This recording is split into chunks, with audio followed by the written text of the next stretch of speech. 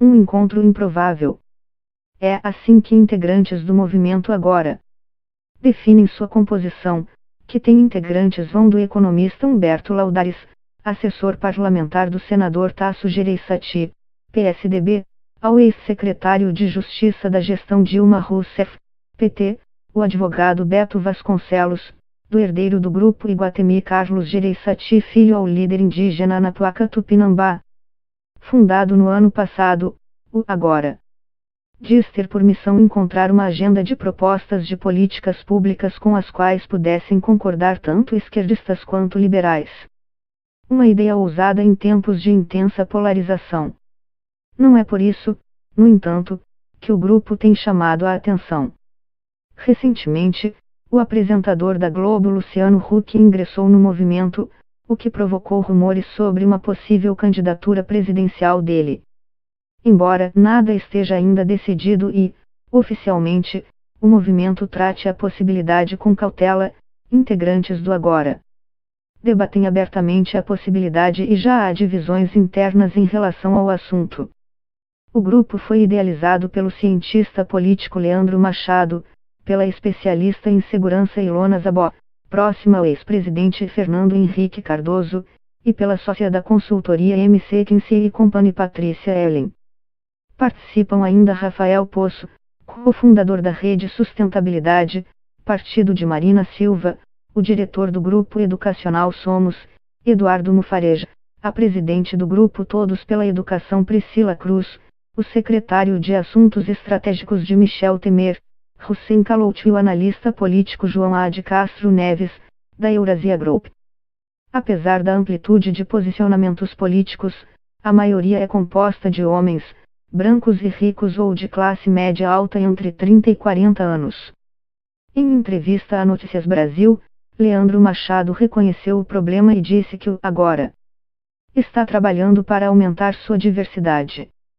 Na verdade, o que todos temos em comum é o acesso à educação, diz Patrícia Ellen, que se formou na USP, Universidade de São Paulo, e mora em Alto de Pinheiros, bairro nobre de São Paulo, mas nasceu no Campo Limpo.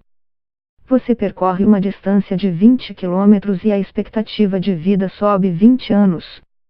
É uma desigualdade com a qual nos preocupamos muito e uma das nossas principais diretrizes é combatê-la, conta. Com a bandeira da redução da desigualdade, o grupo tem algumas premissas básicas, mas ainda não fechou sua agenda completa de propostas. Os assuntos são discutidos um a um e a ideia é ter uma lista de proposições concretas, não um compêndio de boas intenções ou princípios. A discussão hoje é muito superficial. As pessoas falam em estado mínimo, mas o que é isso? Não aderimos a conceitos prontos.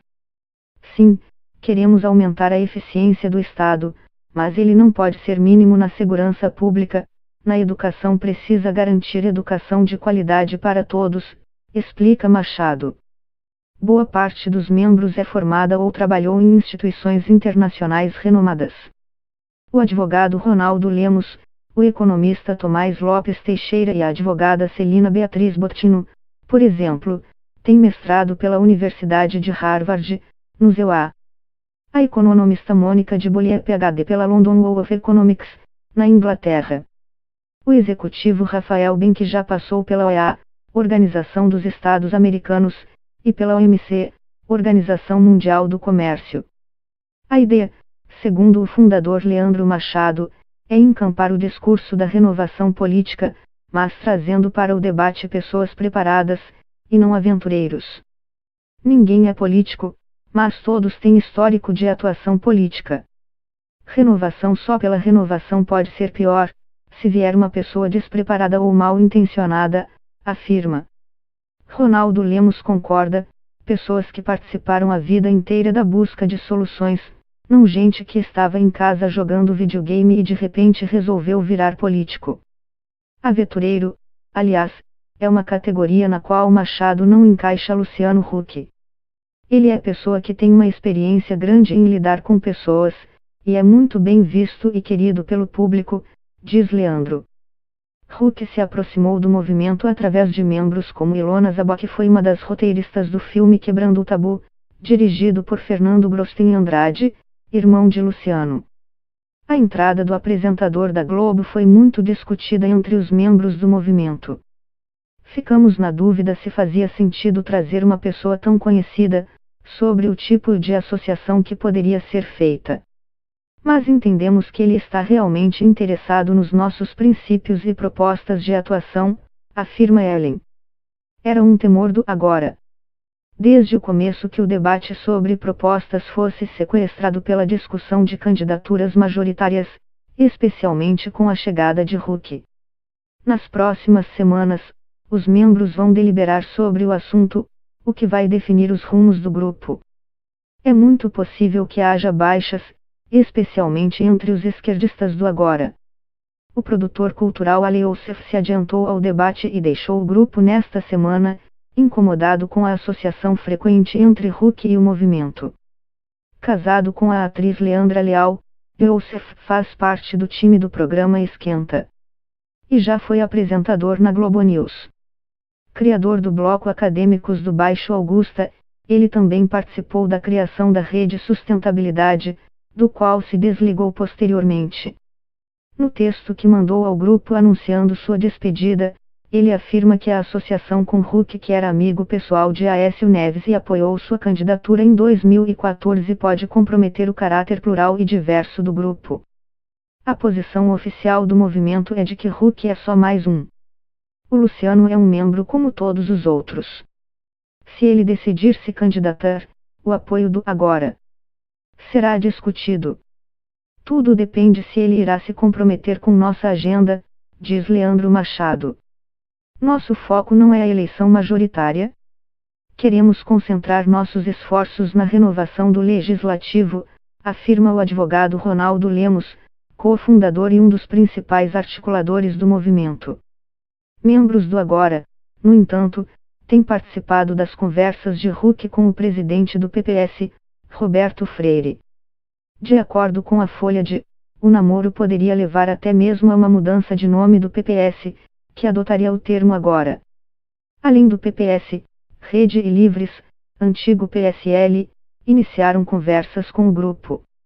A ideia original do movimento é ser suprapartidário. Os integrantes interessados em se lançar candidatos se encaixariam em legendas diferentes.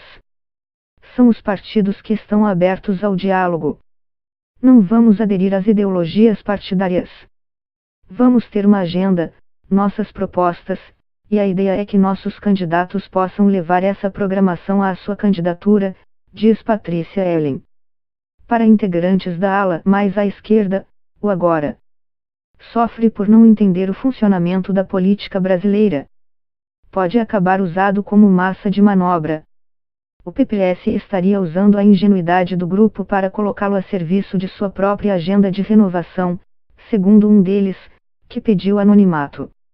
Machado, Ellen e Ilona já se conheciam por causa de sua atuação no setor de políticas públicas. Ilona é presidente do Instituto Igarapé, que atua na área de segurança e política de drogas. Leandro criou o Causi, consultoria sobre causas sociais para organizações e marcas, e Patrícia lidera a prática de setor público e social no Brasil da McKinsey & Company.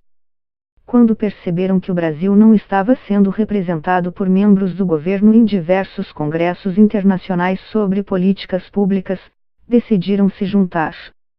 Então começamos a pensar em como poderíamos atuar para mudar esse quadro, diz Machado.